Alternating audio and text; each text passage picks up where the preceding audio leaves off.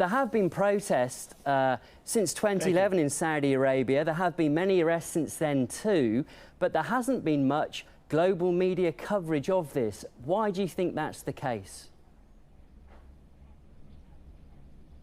Well, we should break down the strategy of the House of Saud, expanding on what your interviewee said before.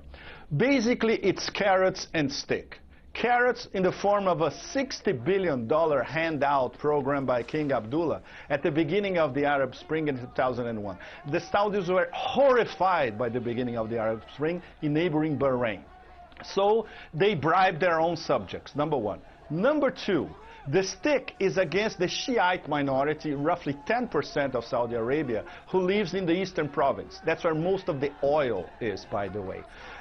They don't want to bring down the House of Saud, essentially. They want more participation, the judiciary not answering to religious powers, and basically more democratic freedoms. This is not going to happen in Saudi Arabia, period.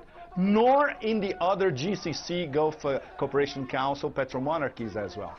How do they do it? They stoke the Sunni-Shiite divide inside their own country, in Saudi Arabia. They say that these Shiites in the eastern province, they are agents of Iran. They don't recognize that these people have legitimate pro-democracy grievances against a feudal 7th century regime, in fact. So the problem is, in the long run, they're going to have a mini civil war inside Saudi Arabia as well, just like there is one in Bahrain, which, by the way, they helped spreading the civil war because they intervened in Bahrain for their cousins, let's put it this way, the Al Khalifa monarchy. So it's an enormous hypocrisy. They say to the Americans, and they tell the world that they are intervening in Syria for a more democratic Syria post-Assad, and inside Saudi Arabia, it's the Sunni-Shiite divide, and they go against 10% of their own population. And your newspaper is covering this, but why do you believe there is not much global media coverage of this story? Look, the problem is the Saudi lobby in D.C. is very strong. So whatever they tell the Americans, and obviously compliant U.S. corporate media, the Europeans are also in the same boat. And don't forget that the Saudis control, I would say, at least 90% of the media in the Middle East itself. The other 10% we can account for Al Jazeera from Qatar. So they tell Middle Eastern publics and Western public opinion that they are on a fight to death against Iranian infiltration or Iranian destabilization. And most public opinion in the West, they buy it. Irrationally, in fact. There's simply no critical analysis of what the Saudis do in the region, what they have done since the Afghan jihad in the 1980s, where, by the way, they helped to destabilize Afghanistan for, I would say, decades. Because they were basically supplying the Mujahideen in the 90s. They were the most radical of them all. Some of them became Al-Qaeda, or what the U.S. tells us is Al-Qaeda, global Al-Qaeda. So they're doing the same thing in Syria. And we come back to the contradiction. Inside Saudi Arabia, the old Shiite generation, they didn't want to bring the monarchy down.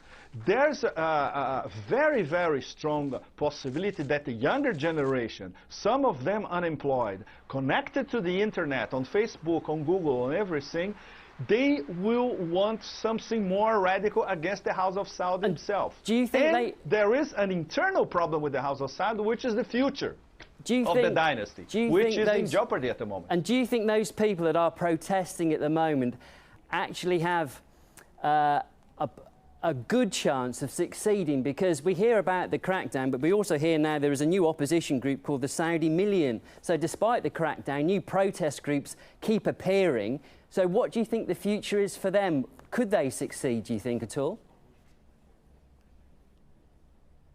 Exactly. It's a very good question because the crackdown is not working at all against part of their own populations. They are in Qatif, in eastern province in Saudi Arabia. There are demonstrations practically every week. There is a very important Shiite cleric, Sheikh Nimr al-Nimr. He is on trial at the moment. And very, very hardcore Wahhabi clerics in Saudi Arabia, they are calling for his death penalty. If that happens, this is going to polarize the Shiite community as a whole, the old generation plus the younger Facebook, Google generation as well. It's extremely counterproductive because it's impossible for essentially, it's impossible for a feudal 7th century regime to reform itself. The Wahhabi version of Islam in Saudi Arabia is still 7th century. They will never, never reform, and they will never respect Shiites. They think that Shiites are apostates in terms of Islam. You say they will never reform. They are as bad as Christians or Buddhists or Hindus. Mr. Escobar, you say they will never reform, but we've you have said there that they will not reform, but we've also seen and heard from the prince that's defected from the royal family. What impact do you think that will have? Well, that's a very good question because we are in the middle of the transition in the Das family.